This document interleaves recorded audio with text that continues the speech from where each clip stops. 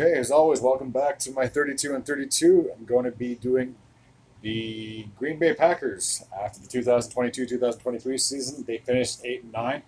It looked like at the end of October that their season was pretty much going to be in the tank, and it seemed like, well, here goes. There's another wasted year, and whatever the case may be is. And then it seems like in November and part of December they were just really starting to click. And going into the last week of the season, they had a chance to get into a wild card position, and then they faced off against their division rivals in the Detroit Lions, and ultimately they took an L in that final game of the season. Not just the final game of their season, but it was ended up being the final game of Aaron Rodgers as a member of the Green Bay Packers. So I'm just going to scroll over here into the column. So home and away, now that there's 17 games for each team, you're not guaranteed to have a split between home and away. So sometimes you could have more home games than you do away games, or vice versa.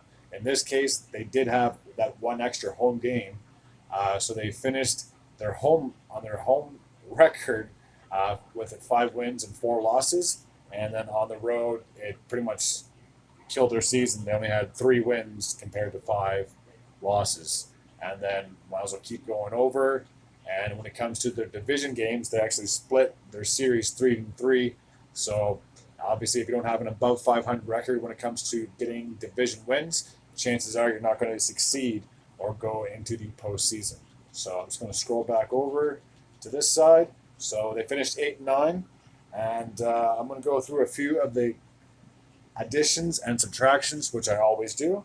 So they added, uh, hold on one second, uh, Keyshawn Nixon, a kick returner, so more or less just special teams. And that's one thing that I believe they always struggled with last year with special teams was inconsistency.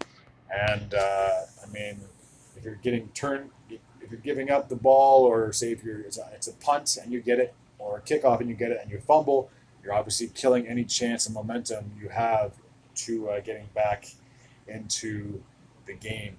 So it's telling me that Keyshawn Nixon was added, but he must have been re-signed because he did play last year with the Packers. We'll take a look and see the other two key additions. Tavarius Moore, a safety. Just going to pull up his stats, see if he potentially was there last year or played with another team. So clicking on the stats, and he played with San Francisco. So he obviously had a little bit of experience in the postseason when the 49ers went to the conference championship. And then the other one is Matthew Osrich, a long snapper. And I believe he played with the Los Angeles Rams. I'm just going to click on his bio here in just one second. And yeah, Los Angeles Rams, he played for them.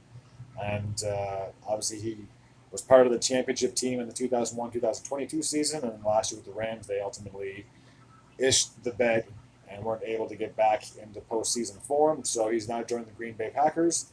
And now I want to talk about a few subtractions from the team. Robert Tunyon, the tight end, he has now joined their NFC North rival in the Chicago Bears.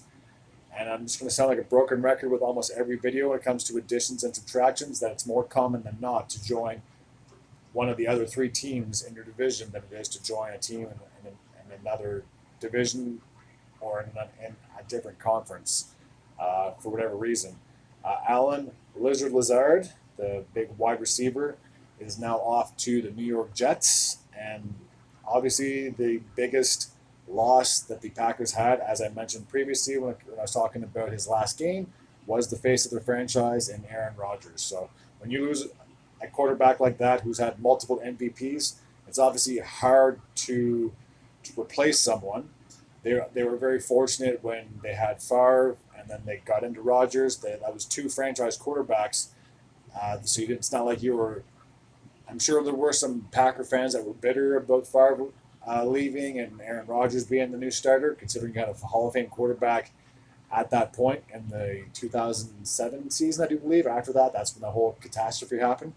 But then now looking back, I'm sure they're like, well, that really wasn't too bad because he obviously led us to a championship back in the 2010-11 season, and has had, I think, 4 MVP seasons in his career, if I'm not mistaken. So now you're moving on from two future Hall of Famers, or I guess Favre is in the Hall of Fame, but two Hall of Fame quarterbacks, and now you're putting all your trust in Jordan Love.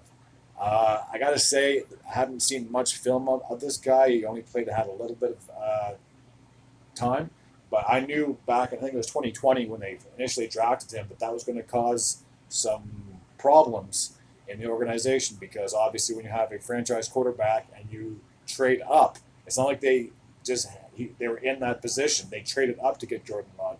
So obviously there's the whole controversy when you have a franchise quarterback, you trade up when it comes to your pick into drafting a quarterback.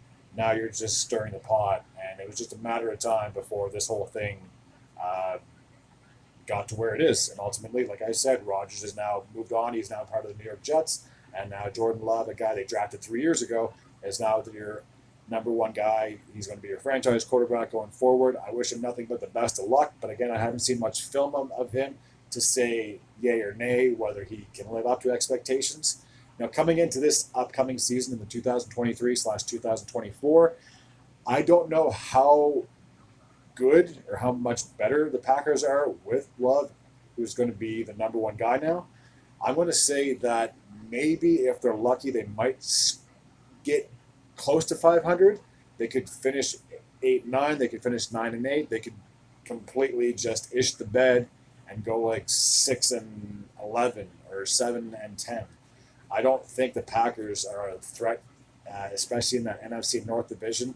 With the Vikings, I believe the Vikings should be favored to go back to back when it comes to division titles, and the Detroit Lions are actually on the upside of moving forward with Jared Goff, and I believe that they're a very talented team.